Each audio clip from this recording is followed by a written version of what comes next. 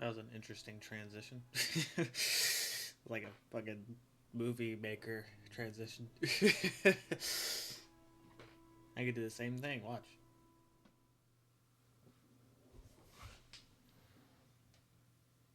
Hey, Spider-Man 2, one of the greatest superhero movies of all time. Or so they say. I talked about the first movie in a video and I thought it was just pretty good for the most part.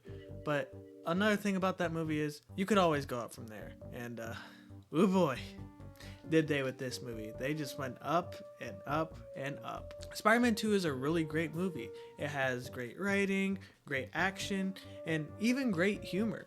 And even though I feel there's some things holding this movie back, it's still a really damn good movie. So hey, let's get into why that is, shall we?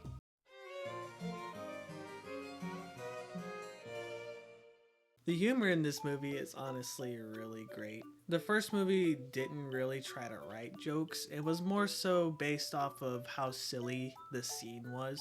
And there are silly scenes in this movie, but in this movie it felt like they were actually trying to write jokes rather than just have the humor be based on how ironically goofy the scene was and then you'd laugh at it.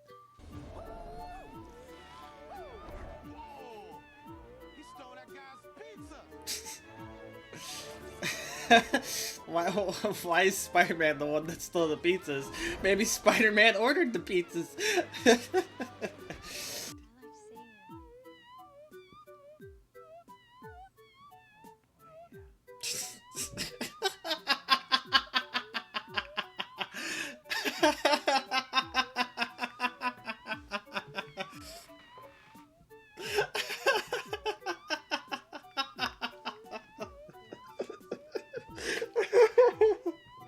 He just so blatantly said like, "Oh boy." The action in this movie was actually really well done here. The action in the first movie was just very okay. I'd even call it lackluster because they mostly just used just regular choreography with people and it worked in an extent, but it just kind of made every fight scene just come off as really awkward. In this movie, they use nothing but CGI for these fights. It allows them to get some really wacky things to happen within these. Like, a lot of the fights with Doc Ock are mostly done with CGI, and it's just really well done for the most part. And of course, there are moments where there's no CGI used and just, regular humans just doing regular fighting choreography. But for the most part, the movie does use CGI in an extensive amount, and it's not all that bad, compared to the first movie at least. This movie's writing is also just really great, for the most part. I'll get into all that other stuff about how I feel about the writing later, but for now, let's go over the great things about this writing. Like how this movie continues the theme of responsibility really well from the first. And this movie basically just teaches Peter balance, because he wants it all. He wants his life as Spider-Man, his life as Peter Parker to work out in both ways while also still having Mary Jane, because he still wants Mary Jane and she still wants him, but with him being Spider-Man, he still can't have her and he knows this. But the thing is, he still tries to go for her because he still loves and cares for her. But this is when he starts losing his powers, because he wants to focus on his life as Peter Parker a lot, but Spider-Man is getting in the way. So let's say Spider-Man is the main crux of his problems. He's not Spider-Man anymore. He loses his powers. So he starts to focus on his life, fix it and fix his relationships and stuff. But as the movie goes on, you realize, oh shit, my life as Spider-Man is very important. And basically, when Peter realizes that he can't have it all, he can't have his life as Spider-Man and his life as Peter Parker while also wanting Mary Jane. He can't have all that all. He needs to learn to balance what he has. That's when he starts gaining his powers back. And he learns balance. He learns to balance his life as Peter Parker and Spider-Man by the end of the movie. And even though he did reject Mary Jane in this movie, she still goes to him because now she feels like she can, be by his side because she now knows his identity as Spider-Man. And this is another triumphant thing for him because now he has his relationship with Mary Jane while also having the balance of being Spider-Man and Peter Parker now. Or at least that's what I got from the movie in terms of how it handled the themes and messaging.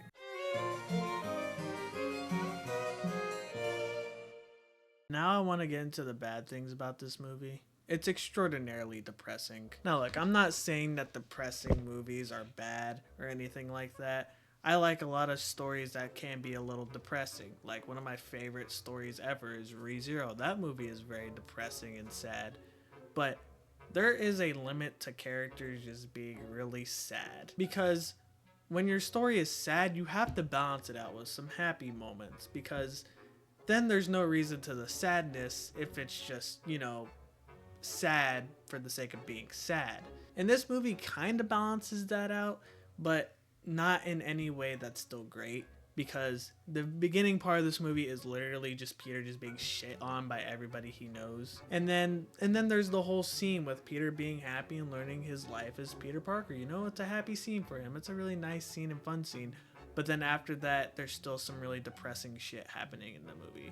And don't get me wrong, it's still really well done, but most of the sad scenes within this movie are just, there's a lot of it and not a lot of happy scenes that happen in this movie. And of course, Peter does get the triumphant thing with his girl, and him learning his life as Peter Parker. It's just still not enough to stop this movie from being very depressing. And I feel like there's a fine line between a movie being depressing yet entertaining to a movie just being depressing and not as entertaining. And I'm just saying this because it does hurt its rewatchability, because this is probably the one movie I'm probably going to be least likely to watch because of it, even with how great it is. Another really terrible thing in this movie is MJ. This is the part of the writing that I just do not like that I mentioned earlier. I think she's genuinely a really bad written character in this, because the movie tries to frame her as, someone who's just tired of waiting for this one guy, and then she moves on or tries to move on but still wants to be with this one guy even if she feels like she's been betrayed by him. The problem is the way it tries to execute that, because what MJ does in this movie just kind of comes off as very manipulative. Like this weird ass scene, after doing all that, she turns around and tells Peter, "Oh yeah, I'm seeing somebody. Why didn't you tell him that before? You showed that you still clearly have feelings for him, yet you turn around and just be like, oh, I'm seeing somebody."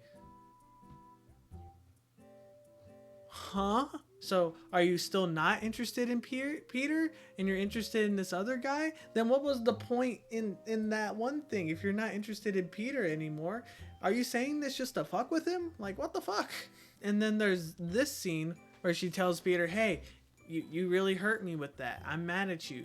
Stay away from me. I don't know you. It's yeah, Peter fucked up during that. And then she agrees to marry the guy that she's been dating, and it doesn't really, and it comes off as very weird from her, especially after this one scene. So it makes it feel even extra manipulative, because it feels like she's doing it more to fuck with Peter again. And then there's this scene where she tries to kiss her fiance like she did with Spider-Man, because she still has that seeking suspicion that Peter is Spider-Man. So do you still have feelings for Peter? What the fuck? You have a fiance. Why are you doing this? And then there's the coffee shop scene.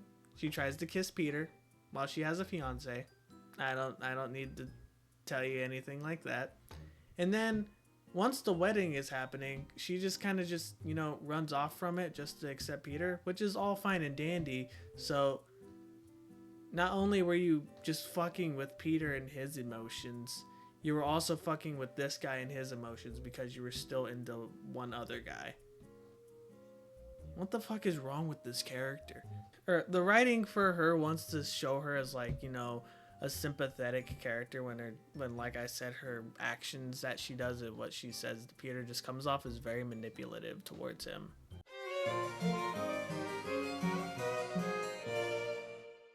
Overall, even if this movie has some really shitty things about it and can be a little bit depressing at moments, it's still a really damn good movie. It has really great action, really good humor, really good writing at moments. It's just a really good movie overall. Would I consider it the best superhero movie of all time?